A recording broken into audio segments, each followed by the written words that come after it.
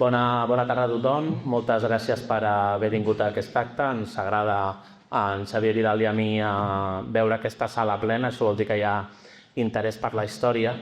En primer lloc, volia fer un agraïment a la Comissió de Memòria Històrica del Poblet de la Sagrada Família, a l'Ateneu del Poblet, per acollir-nos en aquest acte, convidar-nos a parlar, fer una xerradeta amb vosaltres, perquè serà un format xerradeta. En Xavier i jo no anirem fent discurset, anirem xerrant de la mateixa manera que hem preparat tota la informació que hem anat trobant durant aquests anys. En aquest sentit, donar-li les gràcies a la comissió, saludar també el meu company, en Xavier, bona tarda. Bona tarda a tothom. Estàs preparat per deixar alguna bomba? Sí, bueno, trencarem esquemes. Trencarem esquemes. Us preguntareu com hem arribat fins aquí. Com ens han explicat a la introducció, particularment, inclús abans de ser membres del grup d'història, en Xavier i jo sempre havíem estat durant molts anys recopilant i emmagatzemant qualsevol cosa que trobàvem, un detall de diari, una fotografia d'un trofeu, fotografies de jugades, explicacions que de boca a orella s'havien heretat de pares a fills i d'avis a nets de la història de l'Europa. I bé, la teníem cadascú, diguéssim, situada allà. Què tens guardat tu? Què tinc jo? Vam començar a entrar al grup d'història i hi ha coses que ens sonaven que hi havia com un puzzle a mig completar. Ens grinyolaven moltes coses de dir aquesta data o aquest moment, aquest president, aquesta indumentària, aquest que expliquen i que tothom ens ha explicat que era així, pel que estic veient aquí, pel que no m'acaba de quadrar.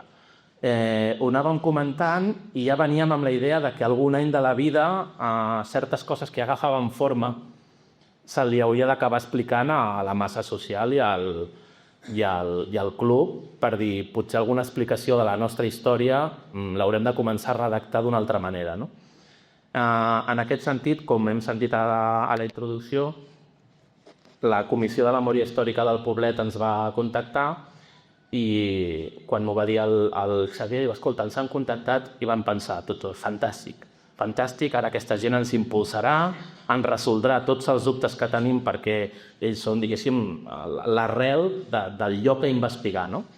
Ens reunim i la primera anècdota és que ens reunim en un bar, demanem la beguda i el primer que ens pregunten diu, escolta, nosaltres tenim dubtes que el bar que era la vostra seu on us vau fundar estigués al número 290 del carrer Sicília. I clar, després quan comentàvem la jugada ell i jo, tornant cadascú a casa seva, dic, a veure, dic hem vingut a resoldre dubtes i en posem un altre més.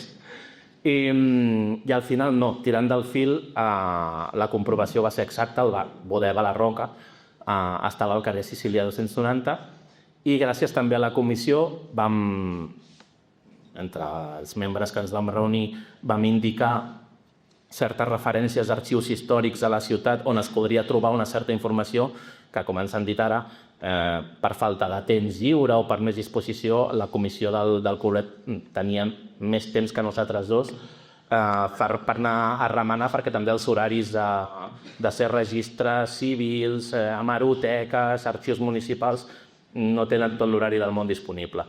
Allà va sortir aquell document que recordareu de fa uns mesos en què se certificava el registre civil del club, no la fundació, el registre civil, que això va ser un document extret per la Comissió de Memòria Històrica del Poblet, i d'aquí vam anar tirant del fil posant més peces al puzzle fins al final acabar configurant una fotografia bastant clara en un molt alt percentatge de coses que avui direm 100% provades i demostrables, altres que són suposicions, les deixarem en suposicions i no canviaran res de la història coneguda i això ens ha portat aquí. En aquest sentit, què tractarem i què ens preguntarem? La primera va forta. No patiu, o sí. Ens vam fundar el 5 de juny del 1907. Molt bé, hi havia més presidents dels que coneixíem. Rodolf Colell, que és el conegut primer president de la història de l'Europa. Un mecenes oblidat. Era només el propietari del bar La Roca. de Folell en Mates. Mates va ser el gran benefactor dels anys 20, en què l'Europa també arriba a primera divisió. Pel camí, presidents perduts. I després ja anirem a parlar una mica de reflexions sobre el moment en què es fa gran l'Europa cap allà al 1923 i una conclusió final de la història per saber on venim, per així també saber on anem. Comencem, Xavier, 5 de juny del 1907. La pregunta profunda i ben elaborada és què? Doncs que no està clar.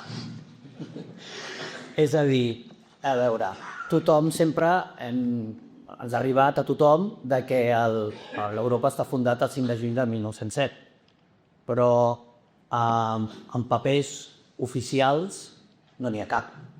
Almenys nosaltres no n'hem trobat cap. I de moment no sembla que aparegui cap paper. No ho neguem perquè tampoc no tenim cap paper que ho digui en contra, però no hi ha cap indici que ens indiqui que aquesta data és quan es va fundar el club. Aquesta és la primera. Després, ara, tot això ho explicarem una miqueta més. La primera vegada que surt això que es fundem al juny, perquè no dius data, dius 5 de juny, diu juny del 1907, era aquest especial de la jornada deportiva que es va fer per la final de Copa de l'any 23, que diu que això que ve de dos penyes, de la Provençal i del Madrid, i el juny del 1907. No? Sí, si els sembla, faig lectura del que diu aquest extracte de la publicació.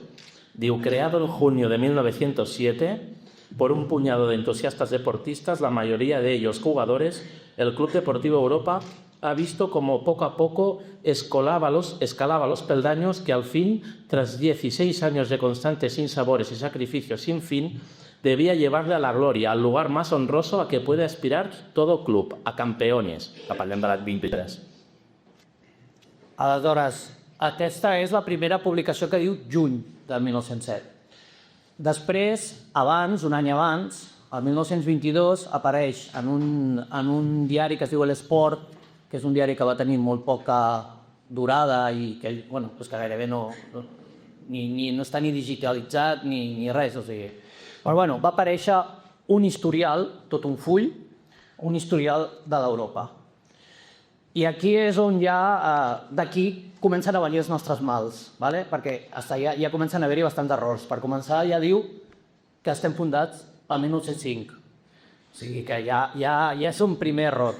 El que passa és que d'aquí, de tot aquest historial d'aquí, gairebé és el que després es copia, i no tot, en aquest historial que es va fer el 1923 i que va editar el mateix club.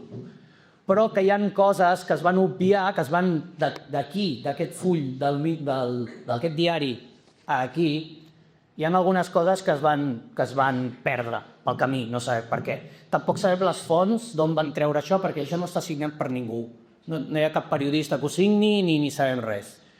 Però això d'aquí, doncs, després, clar, això ho va editar el club i per tant es va treure com si fos els manaments, la Bíblia, i està ple d'errors. Però d'errors grossos, molts grossos, que fins i tot amb dades es pot rebatre. Diu, per això una cosa interessant, llegeixo aquest fragment destacat d'aquí per si no tothom ho veu. Los orígenes de este club se remontan al año 1905, y a un error, dos modestos clubes titulados Madrid y Provençal, formados por jóvenes entusiastas pero faltos de elementos, acordaron fusionarse para poder realizar su ideal. De los dos, el Madrid era el más fuerte. Contaba con un equipo regular que se entrenaba, compta aquí, en el campo que formaba el cruce de la Diagonal y el Paseo de San Juan, donde se erige ahora la estatua de Mosén Jacinto Verdaguer. El otro club, más modesto aún, se entrenaba en otro campo cercano. A més, és curiós que ni aquest, ni això, que és editat pel club, ni aquí, no diu ni Sicília 290 ni 5 de juny de 1907. Això està editat a l'any 22 i a l'any 23. El més normal és que si tu tens clar que està fundat el 5 de juny del 1907, ho escrius. Vull dir, és el més natural i normal. I hi ha un lloc, a Sicília 290.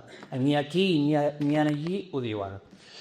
Aleshores, està ple d'errors, errors molt contrastables, però bueno, ara anirem desenvolupant els errors al llarg de tota la xerrada, perquè la primera vegada que tenim constància, és que fes ja una altra cosa, del 1907 al 1909, ara us ho diré, ara ho veureu, no tenim cap notícia a Europa. Desaparegut el combat. Sí, no hi ha Europes ni hi ha res. No hi ha cap club anomenat Europa ni que jugui el Campionat de Catalunya, que és molt fàcil de comprovar perquè eren molt pocs equips i fins i tot a la Viquipèdia pots trobar, però ni partits amistosos ni res. O sigui, res. Aleshores, la primera vegada que parla d'una Europa i a més Club Deportivo Europa és el 29 de juliol del 1909. Amb això no estem dient que ens hagin fundat aquest any, ni molt menys, però vull dir que la primera vegada que se'n parla és aquesta, que és un partit amistós que juguen a l'Europa contra el Canigó, que a més hi ha una notícia, per exemple, que diu que el Canigó ha salido victorioso y pensa presentarse en los concursos de la Federació Catalana. El Canigó no es presenta mai. Que això també ens dona a entendre, a vegades, que pot ser que igual l'Europa sí que existís, però perquè a vegades es federaven, no jugaven als campionats oficials, i només jugaven partits amistosos. Era un futbol precari, penyes que apareixien i desapareixien, clubs que entusiastament es fundaven, primer jugaven amistosos, no arribaven a pagar les quotes a la federació, no jugaven a la federació, i a part d'això, també la premsa de l'època, el futbol una cosa molt inicial, més enllà de les grans referències de primer nivell, evidentment si ja rascaves alguna categoria federada per sota, potser n'hi apareixia directament. I a part que també sabem, que ho diu aquí, ho podeu veure, si no ho dic jo, hi ha un segon equip, o sigui que es tenia una estructura, hi havia una estructura de club. De quin club? Club Deportiu Europa. Aleshores, avancem uns mesos endavant, que tenim aleshores ja més notícies. Al mes de setembre del 1909 es celebra aquí a Barcelona el 5è Congrés d'Esperanto. L'esperanto, per qui no ho sàpiga, és una llengua que va inventar el doctor polonès Zamenhof, que servia, que vol servir, perquè no, si no se'n m'enfada, que vol servir per la comunicació entre tothom i tal, i van fer un congrés. Entre ells, en aquest congrés, incloïa molts actes i tal, i van fer un torneig de futbol d'equips de segona categoria. En aquells moments, al Campionat de Catalunya només hi havia la primera categoria i la segona categoria. I eren clubs de segona categoria.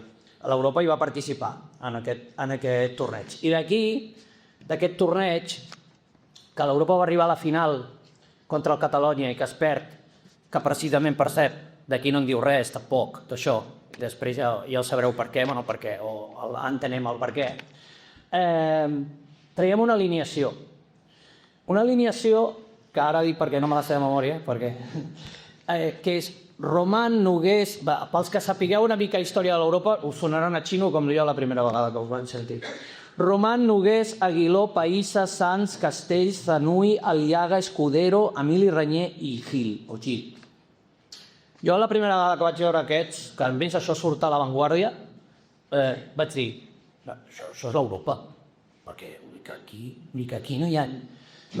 No em sona ningú d'aquests, vull dir, no, qui són aquests? Fins i tot vaig arribar a dubtar, perquè a vegades els diaris s'equivocaven, perquè moltes vegades igual posaven Europa 2, Aven 0, el equipo ganador fue... I alguna vegada s'equivocaven i posaven l'alineació del contrari, en comptes de posar de l'equipo ganador. Em vaig quedar així, vull dir, bueno, i això què? Què em faig d'això? I durant molt temps, fins i tot dubtava si això era una alineació de l'Europa, perquè no havia aparegut enlloc. Sobretot perquè un any després o poc després, a la que comences a trobar alineacions del, no sé si dir-li Europa més consistent o més real, fica-li cometes, no sobreviu ningú d'aquests noms. Dius, home, és estrany, no? Sí, no, i a més que coneixem també jugadors del segon equip i tampoc no hi ha ningú dels del segon equip que després trobis a altres alineacions, que n'hi ha poques, tot s'ha de dir, en trobem poques, perquè estem parlant d'un club que en aquells moments era com un altre, vull dir, no era més que un altre, els clubs naixien i morien d'un mes per un altre. Aleshores, l'Europa, doncs, era un altre club com un altre i costa molt de trobar informacions i tal, i costa, perquè clar, no és ni el Barça ni l'Espanyol, i costa de trobar, però així i tot tenim, les poques alineacions que tenim després d'aquestes del segon equip i d'aquests jugadors, després no apareixen mai més.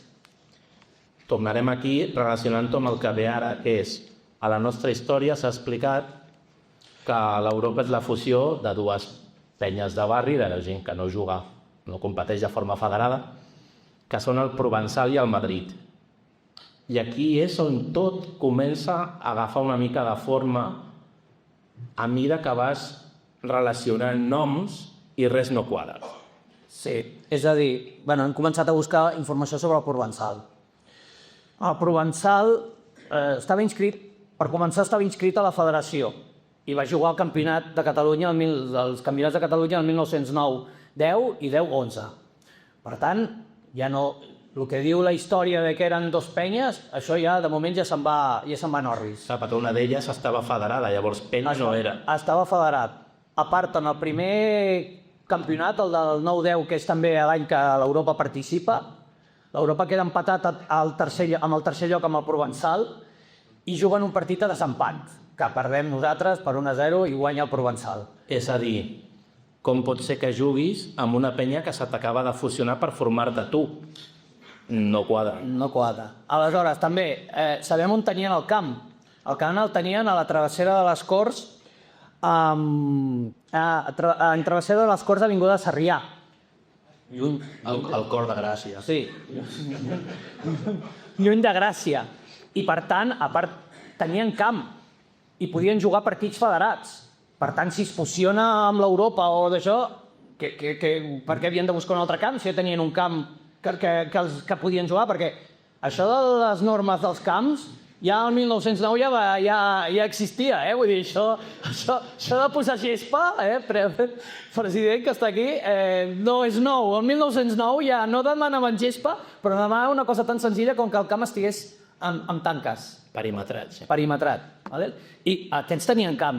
A part d'una altra cosa, hem buscat jugadors del Provençal i res de res. Vull dir, cap d'aquells jugadors després apareixen amb les alineacions de l'Europa ni del lloc. Clar, arribes aquí i penses, tenim una sèrie d'informacions que ara mateix dius, quin mal de cap, què en fem de tot això? I a poc a poc en traurem entranya.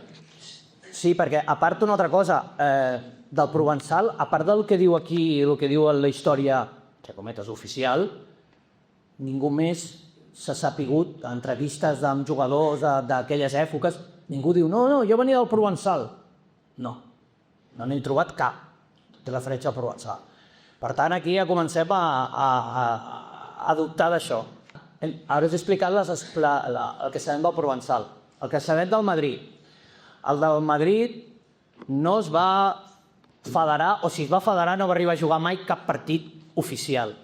Aquests sí que eren una penya i no tenien camp, perquè a més ho sabem perfectament que no tenien cap. O si tenien cap tenien això que diu que estava al davant del monument de mossèn Cinto Verdaguer, però que no podien jugar partits oficials. Que això sí que concorda amb el que es diu la història, que no podien jugar partits oficials perquè els seus camps no eren aptes. I aquí sí que tenim referències de jugadors com els germans Palaó i Vicenç Martínez, que aquests sí que ens diuen, i a més ho diuen, i en entrevistes i llocs, que venien del Madrid. O sigui, per tant, això sí que li donem veracitat i que és veritat que sí, que el Madrid era una penya que no tenien camp i que jugaven a futbol.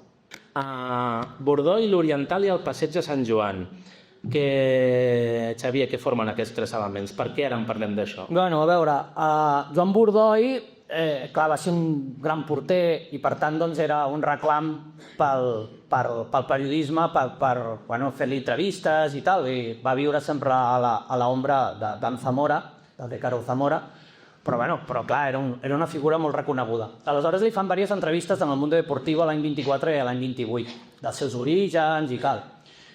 Doncs Joan Bordoi diu que a l'Europa havien fundat l'Oriental i el Madrid. De fet, Dit li pregunta, ¿cómo se despertaron sus aficiones? Digo, a ciencia cierta no lo sé. Recuerdo que era yo un chavalito de 8 o 9 años y ya con otros compañeros de mi edad nos pasábamos los ratos que nos dejaban libres nuestros estudios dándole patadas a una pelota de trapos. Luego, ya mayores, contábamos unos 10 años, formamos un equipo, el Oriental X, que naturalmente no estaba federado. Lo mismo ocurría en el Madrid. Club, aquí hi ha un club por el estilo del nuestro, en el cual otros muchachos, Vicente Martínez y Buenaventura y Esteban Pelao, entre otros, como ahora mencionaba el Xavier, luchaban por colocarse en condiciones de figurar en la federación.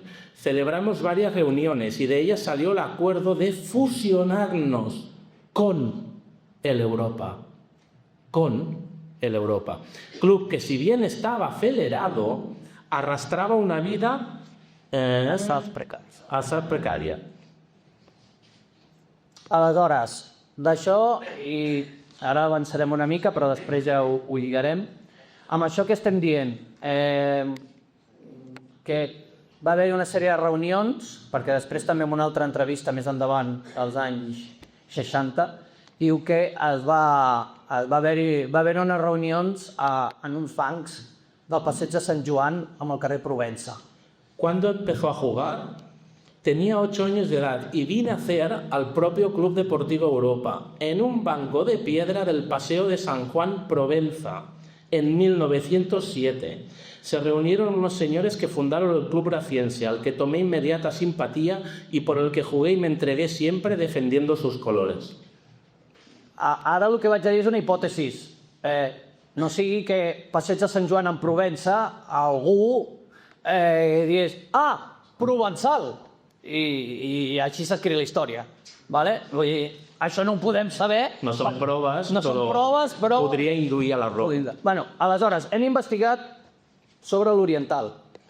L'Oriental deu el seu nom a la plaça d'Orient. I què és la plaça d'Orient? La plaça de la Vila de Gràcia.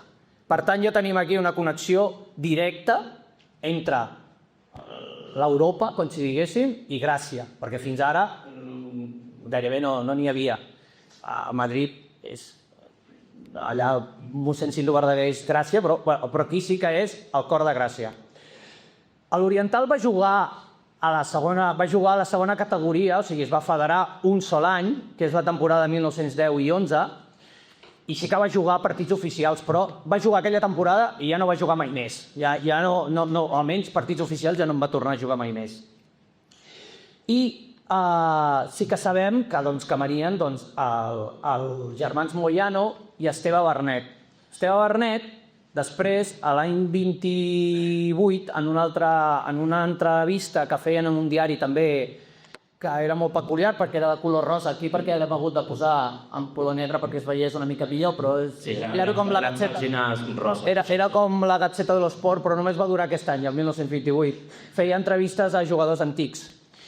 I entre elles va fer l'entrevista amb Esteve Bernet. I el Bernet deia que ell havia jugat a l'Oriental, havia començat a jugar a l'Oriental i que després havia començat a jugar, s'havia fusionat amb l'Europa començant a jugar al quart equip de l'Europa. Aleshores, el futbol base, com si diguéssim entre cometes, era el primer equip, segon equip, tercer equip, quart equip, vull dir, era una cosa feien així, era el que feien en aquells moments.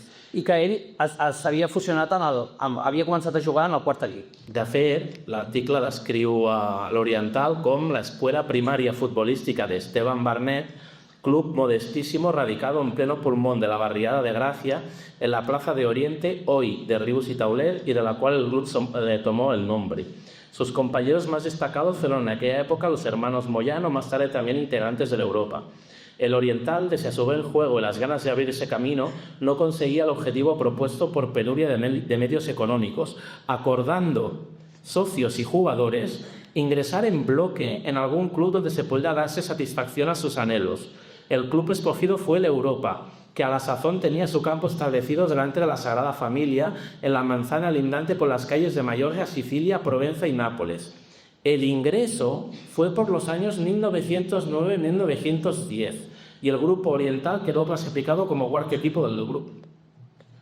El que també tenim constància, i això és, vull dir que ho sabem del cert, és que ni a l'Europa d'aquest del 1909 o del 1907, a l'oriental, el provençal, el Madrid, cap d'aquests es va registrar al registre d'associacions, o sigui, es va legalitzar, cosa que també ens dificulta la recerca d'informació, perquè si es legalitzes, doncs alguna cosa queda.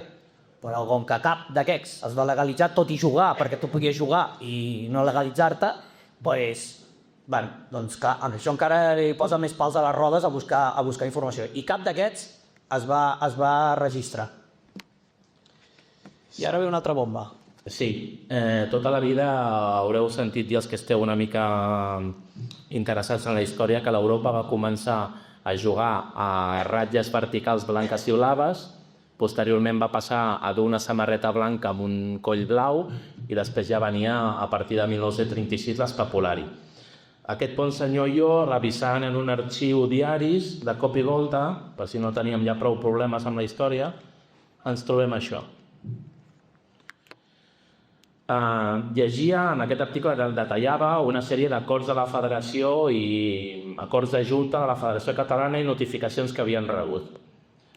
Entre ellas, admitir en la federación a los clubs Badalona e Internacional, y de cop y volta diu: se leyó una comunicación del Club Europa manifestando haber sustituido el uniforme por un mallol blanco-azul merino a listes. És a dir, efectivament, vesteixes de blanc i blau a ratlles verticals. Però manifesta haver sustituido l'uniforme. Quin és l'uniforme substituït? I aquest preu no ho indica i de moment aquesta pregunta no la podem resoldre. Però l'Europa, no sabent si de blanc i de blau i no sabent com, o els altres colors, la seva primera samarreta no era així. Com?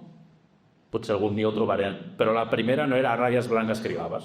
Una de les nostres obsessions és trobar una foto, per exemple, de la Copa Esperanto, perquè es va arribar a la final i pensem que algú devia fer alguna foto, perquè a mi, clar, es va arribar a la final.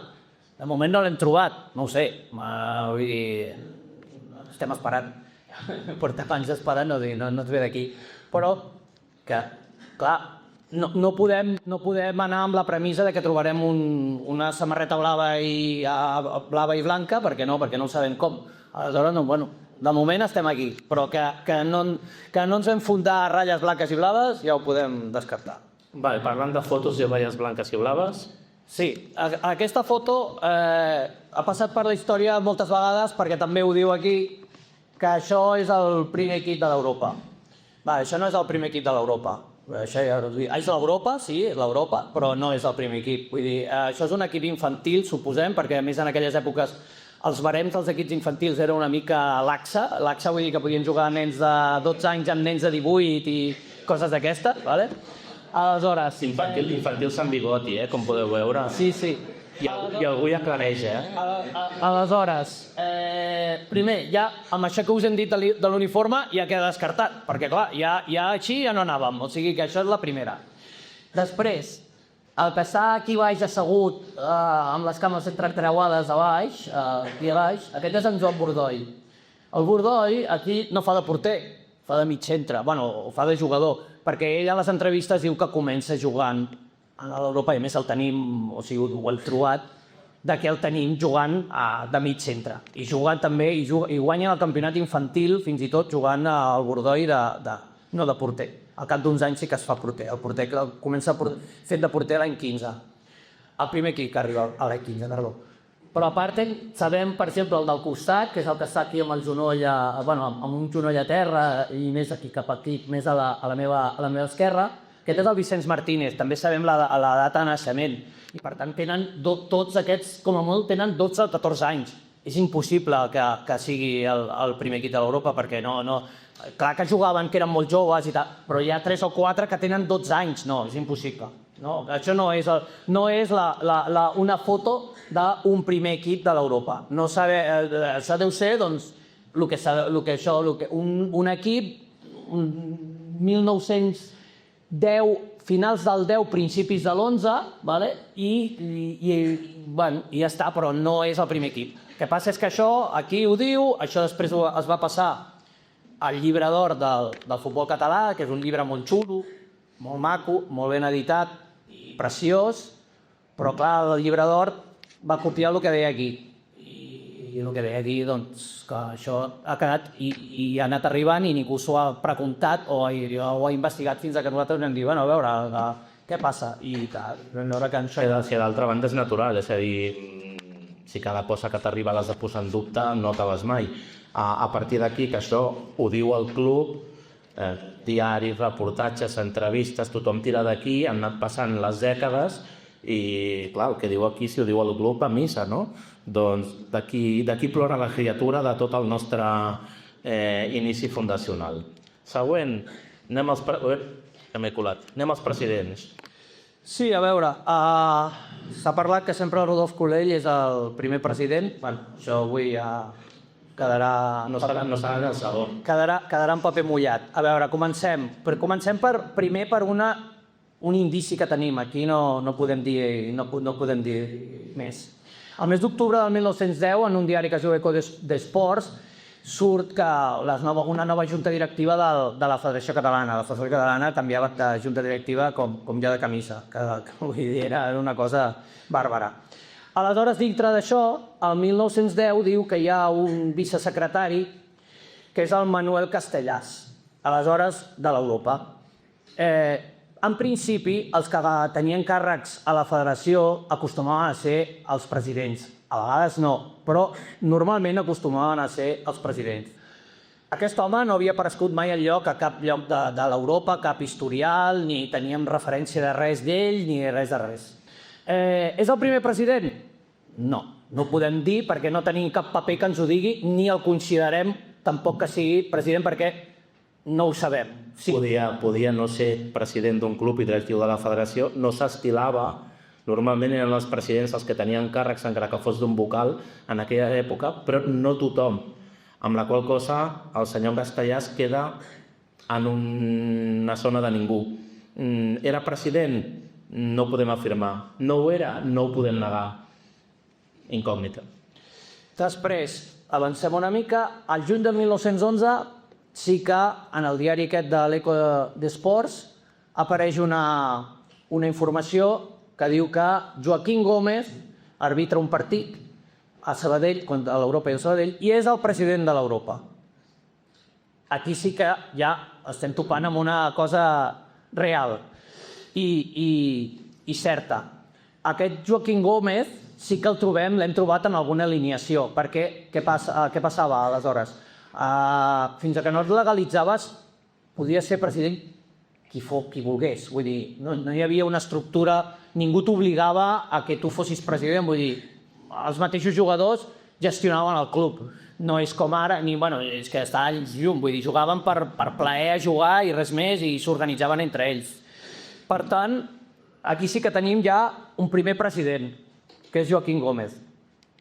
Però per què dèiem que Rodolf Colell, que tots enteníem que era el primer president de la història, no serà ni tan sols el segon? No? Sí. Anem aquí ara. Això. En el diari de l'Esport, aquell que us he passat al primer moment, que això és un extracte d'això, diu que hi havia, que abans de Rodolf Colell havien sigut presidents Rafael Alfaro... Mira, t'ho llegiré. La frase inicial és molt bona, és la literatura d'aquella època que tant ens agrada. Al ocupar el nuevo campo, acordaron que la Junta estuviera formada por gente seria.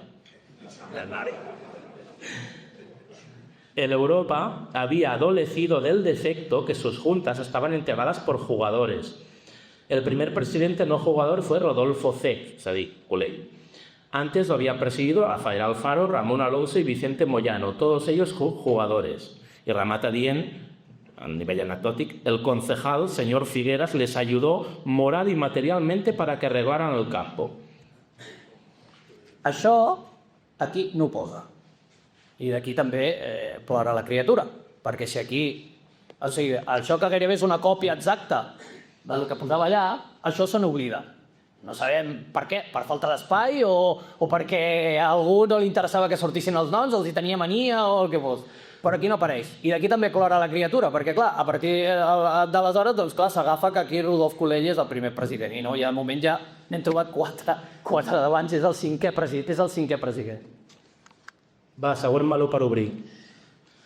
No, tira enrere. Vale. L'escut que no és escut. A veure, això... Polèmica. Sí, polèmica. Fa uns anys es va trobar aquest escut. Trencadís, sí. Sí, aquest trencadís al carrer Sicília 290 i tal, i ràpidament, sigui pel que sigui, per les ganes actualment també d'etiquetar-ho tot i de posar-li nom i de posar-li coses, ràpidament es va dir, no, això és el primer escut de l'Europa. A veure, anem a analitzar una miqueta.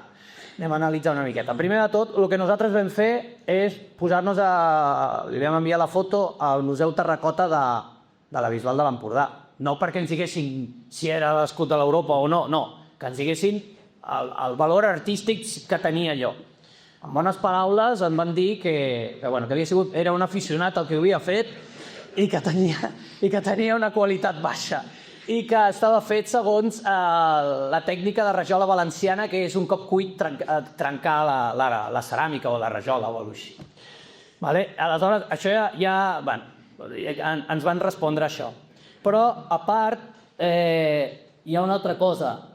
Sobretot en el grup d'història, el que ens ha portat molts maldecaps és, i que ningú mai s'ha preguntat, és la R i la A, que hi ha en el sector. Per què hi ha una R i una A, a part de les sigles del... I 1912. I per què 12? Això hem estat anys sense saber què punyetes, era R i A. Rodolf Colell no era, perquè RA no. Però clar, quan ens trobem en l'esport aquest que hem dit abans, que hi ha Rafael Alfaro, que havia sigut president, i Ramon Alonso, que havien sigut presidents, dius, a veure si un d'aquests dos, clar, això no ho sabem, era aficionat a la ceràmica, o vés a saber què, i el 1912, que van deixar de ser presidents, que ara us ho explicarem, i van regalar al Colell el president com a homenatge o com a agraïment, Haver fet el registre. Haver fet el registre i tot, doncs això. Que això no és cap... Suposició, no sé. Això són suposicions. No, això no... Si que no és escut, és veritat, ja ho justificarem per què. El que hi feia allà i per què surten aquestes inicials i aquest any, el 1912, això són teories nostres, no és una cosa provada. Que no és escut, 99,9%. No, és que no l'hem trobat enlloc. O sigui, no hem vist cap jugador ni papers oficials de l'època que portin això. Nosaltres hem tingut els papers aquells, el paper aquell del 1912, de l'acte fundacional, de l'acte de legalització i tot, no hi ha cap escut d'aquests, sinó t'apareix això que hi ha aquí sota, que jo he fet també, hem fet una bosta, aquí posa Gràcia per fer una... Puc fer-los, què és, senyora? Per fer una mica d'això, és Barcelona, però aquí posa Gràcia, perquè els companys de l'Hereu 1907 van posar Gràcia molt encertadament. Doncs ens trobem això. A part, aquesta fotografia que sabem que és a l'Europa, i és segur que és a l'Europa, veiem aquí aquest noi que pot ser que sigui, ens sembla que pot ser Rafael Alfaro, perquè en la fotografia que hem dit que no era la primera, posa els noms de tots i s'assembla molt, porta un escut rodó, però no és la primera vegada que ens trobem aquesta foto, ja n'hem trobat, ja en tenim 2 o 3 en què apareix aquest escut rodó i que posa CDE i a ratlles. I això sí que sembla un escut i que, a més, fixant-nos en l'època, l'Espanyol, el Barça, l'Hispània, tots tenien escuts així, unes coses senzilles que semblaven membrets i que volien treure els cifres dels segells amb els que firmaven documents. Això mateix, i que nosaltres ens hem trobat en documents oficials, això, aquest membret, fins al 1915. Pot ser que, ara explicarem quan apareix l'escut que ha arribat fins als nostres dies. Però que allò que hi ha en el club i que passa per ser el primer escut de l'Europa, doncs no ho és. Anem a l'escut que tant ens agrada. Vale. Aquest escut... Que ha tingut 52 formes diferents. Sí. Aquest escut, a veure, sabem l'autor, que és Jacint Oliver. Jacint Oliver és germà d'Enric Oliver. Enric Oliver és un dels jugadors també que el 1909 es movia pel club, o el tenim documentat. No em va, la foto que veureu després, una foto que veureu dels estatuts, és una còpia que posa el seu nom a sobre, o sigui que igual era la seva còpia, que era l'Enric Oliver, el germà. El Jacint Oliver, després, anys a venir, va ser un pintor, sobretot de paisatges i tal, i va ser un pintor reconegut. Sabem que l'1 de març de 1970 La Vanguardia va fer una entrevista i va dir que ell havia dissenyat l'escut que nosaltres ens arribem als nostres dies i que tots coneixem. Bé, la primera fotografia que tenim amb l'escut actual és aquesta. Aquesta fotografia, que aquí també posa que és del 1912, i no pot ser del 1912, perquè per alguns jugadors que apareixen, sobretot el porter i tal, perquè aquesta fotografia sabem tots, coneixem tots els jugadors, perquè apareix en el llibre d'or del futbol català i apareixen els noms. Pels noms, això és del 13 o del 14. Aleshores... Estàs dient que hi ha un error a l'historial? Sí. Aleshores... És impressionant, eh? Aquesta foto... Ens hem menjat un segle d'errors. Aquesta foto, sí, aquí ja veiem l'escut, i això és del 13-14. Aquest home tenia 16-18 anys, per tant, és possible i és que sí que realment va ser ell el que va dibuixar l'escut. El que alguna vegada m'ho han preguntat, o ens ho han preguntat, i quin origen té i com és que el va fer així? Això sí que no ho sabem. Ni idea. Ni idea. Vale, ni idea. Aterrem al poblet? Aterrem al poblet. Hem vingut a parlar d'això, no? Sí. Vinga, som-hi. Vale. El primer gran president, però no el primer en ordre, eh? Vale, arribem a l'any 1912. L'any 1912 accedeix a la presidència, després us explicarem una miqueta també com, però bueno, ara farem un parèntesi que ens situarem, explicarem la vida una mica d'aquest home bastant oblidat dintre de la història. A l'any 12 aquest home legalitza el club. Legalitza el club, el posa al registre d'associacions i l'estabilitza. Parlem de Rodolf Colell. De Rodolf Colell. Què hem pogut saber d'aquest bon home? El primer gran mecenes i oblidat de la història de l'Europa. Clar, perquè se'ls havia venut que l'Europa es fundava al bar Bodega La Roca, al carrer Sicília dels anys 90, a Bodega o bar que rejectava i que era el propietari Rodolf Colell. Un pot assumir, tal com s'havia explicat la història fins ara, mira, es reunien allà, es funden allà, i com l'amo del bar està allà, sigui vostè el president. Més o menys així se'ns ha venut fins avui. I aquest home no era un simple propietari de bar, de fet era un gran prohom del poblet, a part d'impulsor de la legalització de l'Europa, i ara entrarem en això en matèria. Rodolf Colell no neix al poblet, neix a Martorell, un 17 de setembre del 1868. El 1889 ve a Barcelona, però tampoc s'estableix al poblet, sinó que se'n va a viure a Ciutat Vella. I el 1889, al cap de 6 anys es casa amb Dolors Salat i Gas. I tenen 2 fills, que es diuen Rodolf, que això a vegades ens confon, i Francesc. Aleshores, fem un salt. I el 1896 i el 1897, quan tenien els fills, aquest home, el Rodolf, era calasser. Calasser era conductor de carruatges. Portava carros. 10 anys després, 1908, ens trobem ja en l'Anuari Riera. L'Anuari Riera, per qui no ho sàpiga, jo tampoc ho sabia, era el Google de l'època. Si tenies les pàgines amarilles que alguns també que hem viscut, doncs era això. I apareix el 1908 com a primera vegada que al Sicília 290 hi ha Bar La Roca. I, per tant, entenem que aquell any va ser l'any que va fundar el Bar La Roca. Però això li dona peu, al llarg dels anys, a fundar diverses empreses dedicades totes al món de l'hostaleria i del bar i a les begudes. Formen una empresa que es diu La Uva, una altra que es funda La Perfección, que es diu La Perfección, les dues ubicades a Sant Andreu de Provençals i a Sant Martí, a Sant Andreu de Palomar i a Sant Martí. I després també en té un altre que es dedica a la distribució de gel amb barres, i tant al detall com a l'engròs. I això ho té al carrer Sicília 290. I és una empresa que es diu Montblanc. Aquest home, a més, també era proveïdor oficial de cervesa Star. I, clar, era cervesa de quilòmetre zero, perquè si estava a Sicília 290, de Sicília 290 a la fàbrica d'Adam, gairebé podia anar ell amb una canonada a buscar-la. I bueno, va ser un home molt important dintre de la societat del Poblet.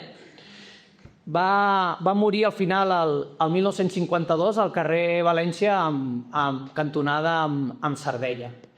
Aleshores, hem trobat un escrit en un diari que es diu La Ciutat, el del 9 de gener de 1935, que diu el següent, que això no és de futbol, després tornem al futbol, però és perquè, ja que estem al Poblet, fem referència a coses del Poblet. Diu, han estat aprovats els estatuts pels quals haurà de regir-se l'entitat Centre Republicà del Poblet, que fixarà provisionalment el seu domicili al carrer de Rosselló número 453 bar d'aquesta ciutat. L'objecte de la nova entitat és el foment i la difusió de la cultura republicana en tots els seus aspectes, així com també el procurar l'esbargiment dels seus associats. La comissió organitzadora invita els que anhelin veure créixer la projectada entitat a l'Assemblea de Constitució que tindrà lloc avui dimecres, dia 9, a les 10 de la nit, al local abans esmentat. Per la comissió organitzadora, Josep Requesens, Francesc Colell, Enric Socias, Joan Canals, Ramon Conill i Rodolf Colell.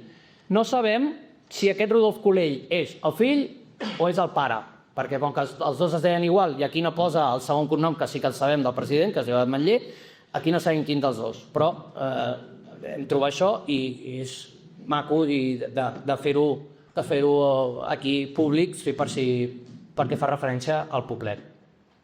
I ara tornem a l'Europa. Tornem a l'Europa per... Colell, a part de ser grandíssim mecenes del Poblet, o sigui, havíem establert que era l'amo del bar. No, era un prof. També va ser directiu de la federació. Sí, durant un any molt convuls, perquè va ser un any que va ser l'any que va haver-hi dos associacions, dos federacions, i bueno, va ser una mica liós aquell any, però sí, va ser durant un any vicepresident de la federació. Però perquè hem descobert i li hem donat encara més importància és perquè el 6 de juny de 1912 apareix en un diari que es diu Les Notícies que Rodolf Colell és el nou president de l'Europa i que té una junta directiva. Que tingui una junta directiva ja significa que volen legalitzar-se, que després ja ho sabem perquè a l'agost comença a fer els tràmits, tenim els papers i després, el que vam ensenyar fa un temps amb aquell acte de legalització. Aquest home dona cobertura, dona estabilitat en aquells nois que volien jugar a futbol. I el registre de les associacions esportives. Això és important perquè quan el registre de les associacions esportives t'obliga a fer uns estatuts. Què diuen els estatuts? Els estatuts, fixen que cada mes de juny i juliol s'ha de fer una reunió de socis. Fixa uns càrrecs, també. I també el que és important per nosaltres és que a l'última frase dels estatuts posa que la seu social de l'Europa serà carrer Sicília 290. És la primera vegada que es diu en un paper de l'època, o sigui del 1912, que la seu social serà Sicília 290.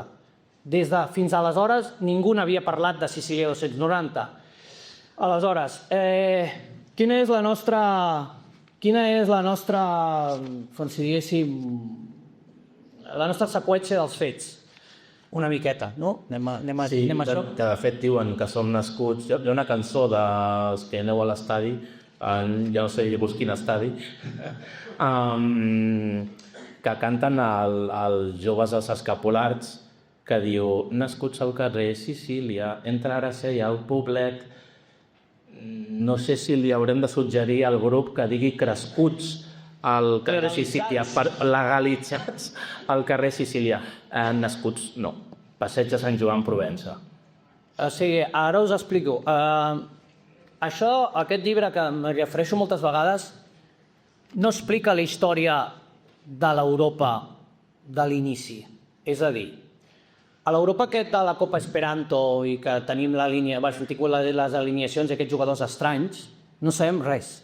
No sabem quan es fundat, no sabem quins presidents, no sabem absolutament res. Aquí l'obvia completament.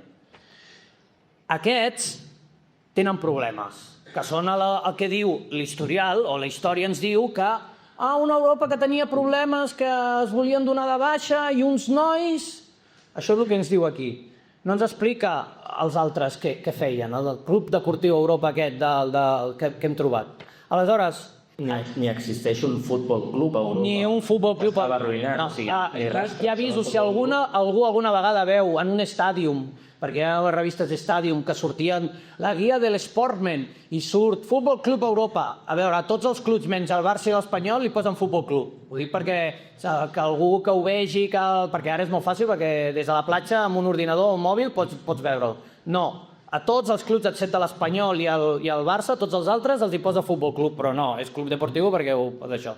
Bueno, aleshores, per rematar-ho, aquests nois que agafen el club diuen, vale, doncs nosaltres això calculem, tampoc ho sabem. Devia ser cap al finals del 1910, 1911, més o menys per les escadusseres alineacions que tenim, doncs més o menys per aquesta època. Ho agafen aquests nois. Aquests nois piquen a moltes portes, que és el que diu aquí, que a vegades que piquen moltes portes i que els enganyen i no sé què. I tampoc sabem com ni per què troben Rodolf Colell i aquest els diu, vale, us ajudo, us legalitzo i us dono també un camp de joc, on us dono, o jugueu aquí, que no sabem tampoc on jugava l'Europa aquest. Sabem que el 1911, o sigui, el primer Europa, sabem per l'Stadium, la revista Stadium, sabem que el 1911, al maig, sembla, al març del 1911, jugaven al davant de la Sagrada Família. Però abans de la Sagrada Família no sabem on jugava a l'Europa aquest. Les penyes sí que ho sabem, però l'Europa original, o aquest que tenia problemes, no sabem on jugava. Llavors, resumint, Xavier, perquè anem ja cap al tram final, no es fusionen Provençal i Madrid, es fusiona Oriental i Madrid, però no es fusiona entre a un club deportiu a Europa existent. Amb això, si tornem a la primera de les preguntes que ens hem fet, només començar, doncs llavors el 5 de juny de 1907 no estem fundats, és que ja existia aquell club deportiu a Europa, possiblement sí. I a aquella Europa, que les està passant magres, hi entren dues penyes. I això podria, això és més teoria, podria justificar que els hereus d'aquelles penyes fessin aquest historial només mirant-se des que ells, i Corell i companyia, prenen part d'aquella Europa i que tot el que hi havia enrere, a mi què m'expliques, no? Llavors, hi havia un club deportiu a Europa competint, no un futbol club, del qual, doncs, de la mateixa manera que abans hem dit amb altres informacions, no? Està fundat el 5 de juny del 1907, ho podem provar? No. Ho podem desmentir? No. Doncs, fins que algú no porti alguna prova o algun paper, aquí ens quedem i no ho discutim. No. Bueno, i ara el president Colell el que fa, doncs, bueno, com tenia diners i d'això, estabilitza el club, juguen 2 promocions per pujar a primera categoria, que les dues es perden, i entremig també hi ha altres presidents, Francesc Ventura, Frederic Soler. També una altra cosa que diu aquí, que diu que al 1915 entra a la presidència Joan Matas. No, tenim diu el juny, a més, posa juny. Aquí sí que posa juny del 1915. Joan Matas entra a la presidència. No, perquè tenim l'acte de l'assemblea que es va fer el 1915 i Matas no entra a la presidència. Tenim algun president perdut entremig. Sí, del 1915 al 1917 sabem que hi ha moltes reunions perquè es posaven al diari que avui assemblea en el Club Deportiu Europa, carrer Sicília 290. Molt bé, i tenim que l'octubre del 1915, el 2 de febrer del 1916, el 16 d'abril del 1916, el 24 d'abril, el 20 d'agost del 16, el 28 de gener del 1917. Tot això són assemblees que no sabem el que passa, si hi ha nou president, si no hi ha nou president. El que sí sabem és que el juliol del 1917, això sí que surt en els diaris, Joan Matas accedeix a la presidència i aleshores sí que ho sabem segur. Però del 15 al 17 no sabem res. I dies abans d'aquesta assemblea del 28, el 14 de gener del 1917, s'inaugura un nou camp. Un nou camp que estava entre els carrers Marina, Rosselló, Còrsega i Sardenya, és a dir, una mica més cap aquí. I que és aquella foto ja que es veu tant, que és aquella foto amb la Sagrada Família de fons i dos jugadors i el porter i tal. Doncs aquella foto és d'aquell camp. I aquell camp s'ha de treure, s'ha de marxar perquè obren l'Avinguda Gaudí. Bueno, el que anava a dir jo és que aquí, en aquest partit d'inauguració que juguen contra l'Atlètic Sabadell, és l'última informació que tenim relacionada amb l'Europa i el Rodolf Colell. Perquè diu que el kick-off el fa el president honorari, que es diu Rodolf Colell. A partir d'aquí ja no s'ha sapigut mai més res, o si va fer alguna cosa pel club, no se sap. Va quedar enterrat i nosaltres hem intentat posar-li en valor aquest president que va ser el primer que, si no estaríem aquí gairebé, que va fer un pas endavant i va estabilitzar el club i va fer que aquells nois anessin creixent. El primer edat Mecenes, perquè sempre hem considerat que amb Matas l'Europa es fa gran, i això és veritat, amb Matas l'Europa es fa gran, guanya la seva única lliga absoluta de màxim nivell de la història, juga una final de la Copa d'Espanya, funda la Lliga, vull dir, evidentment és el gran nom de les presidències de l'Europa, però, com avui hem demostrat, Colell no era l'amo del bar, era algú una mica més important. Res, un minut ens queda. A partir de llavors, ja període una mica tancat, ja sabeu que a partir de 1923 l'Europa passa a la història. Hem volgut a mi presumir una mica la nostra feina de coloració d'imatges que portem aquests mesos fent. Aquest collage és gratuït, és només per presumir d'imatges. I l'Europa llavors ja es fa gran i tota la història a partir de llavors ja, fora del poblet i de tot plegat, doncs tothom la sap i aquella sí que és correcta sense errors.